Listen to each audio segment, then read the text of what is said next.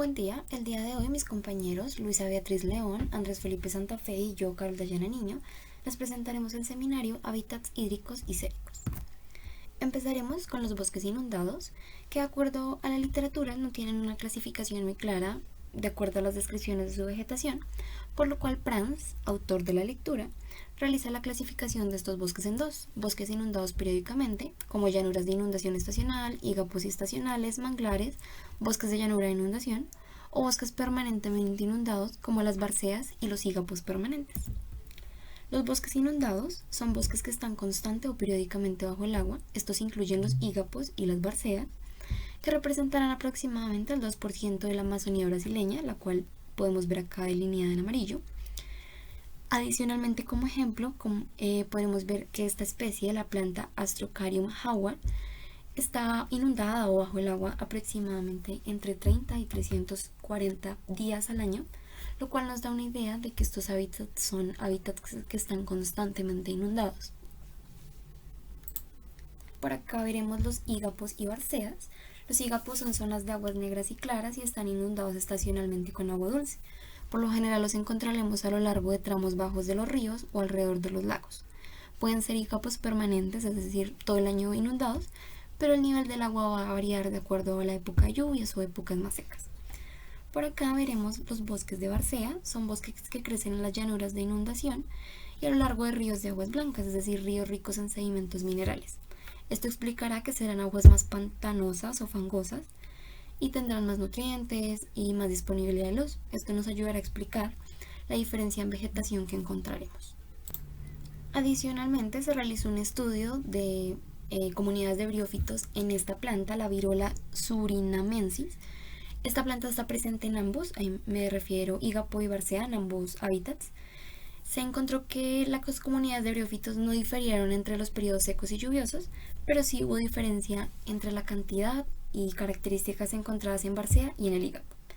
Adicionalmente, se identificaron 54 especies de briófitos en 502 muestras, 34 de ellas eran fértiles. Y, de acuerdo a esta tabla que podemos observar, podemos llegar a la conclusión de que la reproducción sexual va a predominar sobre la asexual en los briófitos. Adicionalmente, como la familia predominante, se encontró la familia Legeunaceae, que de la hepática frondosa, veremos por acá, con 63 especies. Ahora, hablando de los musgos, se encontró como dominante la familia Calimperaceae, que tenían la mayoría de especies con 8 especies. En total se informaron 119 especies de briófitas, entre las cuales 82 eran hepáticas y 37 musgos. Por acá veremos que también se realizó un estudio o comparación entre los sustratos, que fueron corteza viva y corteza en descomposición. Se encontró que la corteza viva fue el sustrato más colonizado, con 45 especies exclusivas, 101 en total en la corteza, y le siguió la corteza en descomposición, con 66 especies, 16 de las cuales eran exclusivas de esta. Ahora veremos el hábitat llanuras aluviales y bosques de manglares. Por acá veremos un ejemplo de los manglares. En estos la inundación se da por agua salada y no hay mucha variedad de especies. En Tailandia hay alrededor de 40 especies de árboles en los bosques de manglares y entre estos solo 10 sostienen briófitas epífitas como hospedadores.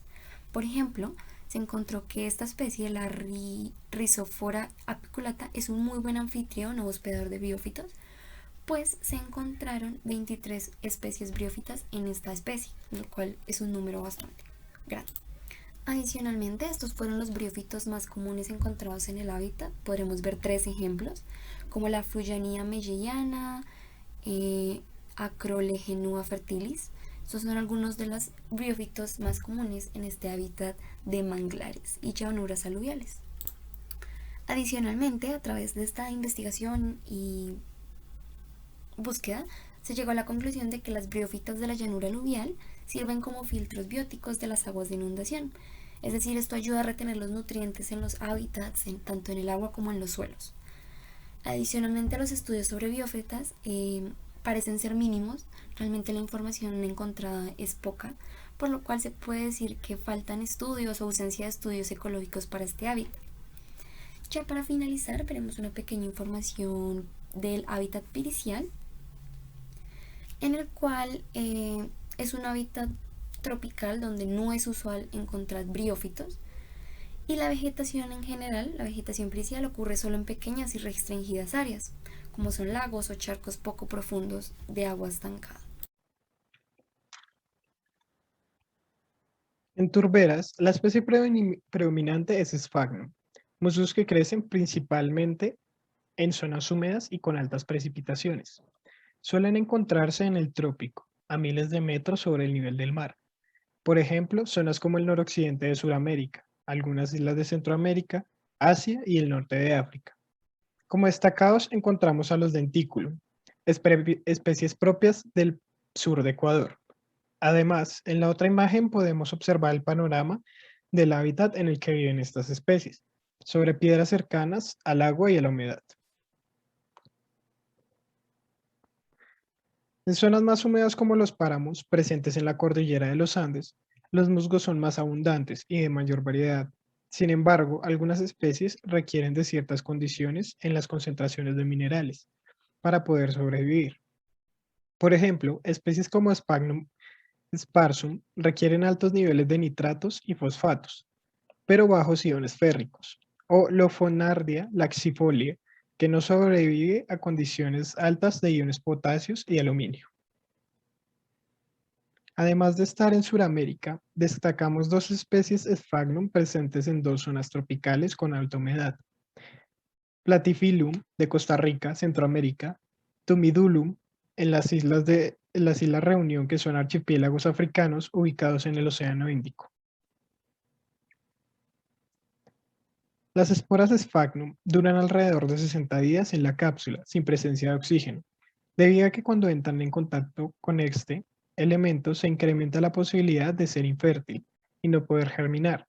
El proceso de disposición es rápido y la ayuda del agua disminuye las probabilidades de contacto con oxígeno y una dispersión más amplia, lo que provee una presencia mucho mayor de esta especie.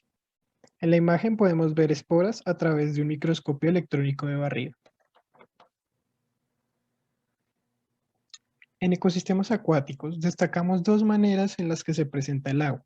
En forma de corrientes caudalosas, en la imagen podemos observar una planta vascular que soporta el fuerte arrastre del agua y también en forma estacionaria, tales como lagos y lagunas. Destacamos el lago Titicaca entre Perú y Bolivia, ubicado a una altura cerca de 3.800 metros sobre el nivel del mar, en los Andes, el cual cuenta con una especie que sobrevive a estas condiciones, Diephanocladus longifolius, totalmente inundado. Los reófitos. Los reófitos sobreviven a condiciones de alta humedad y en consecuencia a posibles inundaciones, y muchas especies suelen ser desplazadas debido a deslizamientos o derrumbes. Esa es la idea que se tiene de estas dos especies, de las cuales no se identificaban ejemplares hace más de 150 años. Se vieron aisladas por las condiciones de las montañas en un hábitat con poca probabilidad de colonizar más zonas. En los lagos, los musgos sobreviven hasta 1 o 2 metros bajo el agua, sobre la radiación solar que alcance a llegar. Si el nivel del agua aumenta, la luz no alcanza a la planta, o si disminuye, la planta dependerá del alto nivel de humedad de la zona o de la capacidad del musgo para retener agua y no desecarse. Los ecosistemas con alta área de filtración, por ejemplo en Sudán, África, las zonas de alta filtración de agua son abundantes. En este ecosistema, las especies deben estar adaptadas para retener el agua mientras se encuentran en épocas de precipitaciones y evitar que ésta se vaya rápidamente de la tierra. Esto no es solo beneficio para las plantas briófitas. Plantas vasculares cercanas aprovechan los nutrientes del agua retenida antes de que se filtre por capilares en la tierra.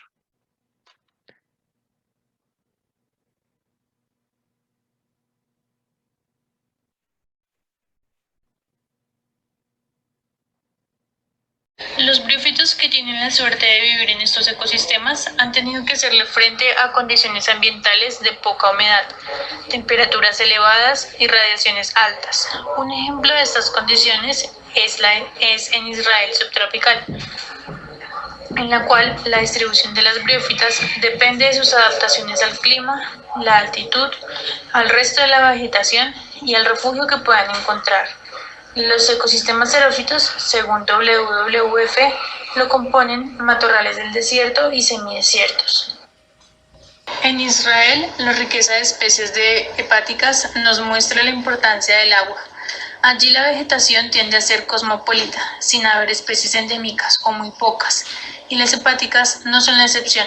Estas se distribuyen menos por la zona árida que por la zona mediterránea, pero las especies que son capaces de adaptarse a la zona árida son capaces de crecer en otras condiciones menos severas, teniendo una mayor distribución. Para tener éxito en estos hábitats, en los que en todo el año solo hay periodos cortos de humedad, las briófitas deben ser capaces de recuperarse rápidamente de la desecación, reanudando la fotosíntesis y respiración y con pocos daños por la alta intensidad de luz. Dinola et al. Encontraron en Israel ciertas especies de musgos que han evolucionado exitosamente en estos ecosistemas. Es el caso de Poticea tortula brevísima y Trichostomopsis aronis, especies que han vuelto al metabolismo después de una desecación prolongada, pero existen otras como el musgo del género Pheolia que muestra una falta de tolerancia a la sequía. Lo que nos lleva a evaluar otras zonas de la región. Por ejemplo, en las zonas áridas del suroeste de Asia, Frey encontró algunos géneros representativos que se han adaptado exitosamente, como Tortula, Crypsidium y Targenia. En Kenia, Fox et al. Encontraron y describieron a varias hepáticas, pero fue el género Riccia una de las más exitosas. En ellas se vio que están muy extendidas por el África tropical, por sus adaptaciones a las lluvias estacionales, como lo son la capacidad de rehidratarse y reanudar el crecimiento rápidamente. Entre las especies más importantes de Riccia están Riccia microciliata, Riccia conguana, Riccia crinitia y Riccia atropurpurea. Pasando a Nigeria, Makinde y Odu encontraron poca diversidad de briófitos y Oyesiku y Egunjomi observaron que los musgos eran más comunes que las hepáticas en la sabana seca y que la corteza de los árboles les ofrece protección en este ecosistema que ha evolucionado con regímenes de fuegos.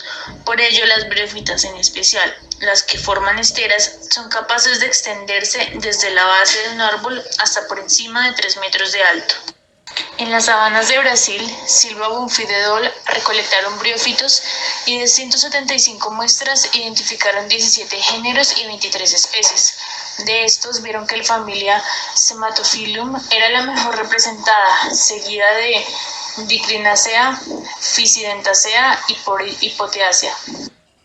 Sumado a las adaptaciones fisiológicas para poderse recuperar de la desecación, están las adaptaciones reproductivas. Los briófitos adaptaron todo el desarrollo de los gametangios y hasta el final de la dispersión a la estación de lluvias, y el periodo entre la formación de los órganos sexuales hasta la iridiscencia de la cápsula ha evolucionado adaptándose a un periodo de tiempo muy corto. Esto debido a que en este ecosistema xerofítico los periodos de sequía son muy largos y los de lluvia muy cortos.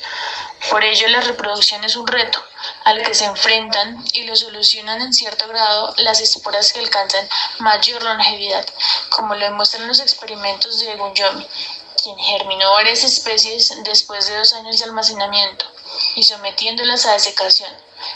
Se observó que esas especies, solo algunas sobrevivieron y brotaron como Microcampylopus nanus, Huicia papilosa y Myctenotamium oberlatei, siendo estas mismas de localidades persistentemente húmedas. Y bueno, aunque la longevidad de las esporas explica el éxito reproductivo, también lo hace su adaptación a las quemas sobre el suelo, que son tan comunes en los ecosistemas de sabana. Es así como las briófitas se adaptan de forma exitosa a ecosistemas tan diferentes y contrastantes, desde bosques inundados a desiertos, enseñando todo un arsenal de estrategias evolutivas que nos dan indicio de su gran diversidad y capacidad de adaptación. Gracias.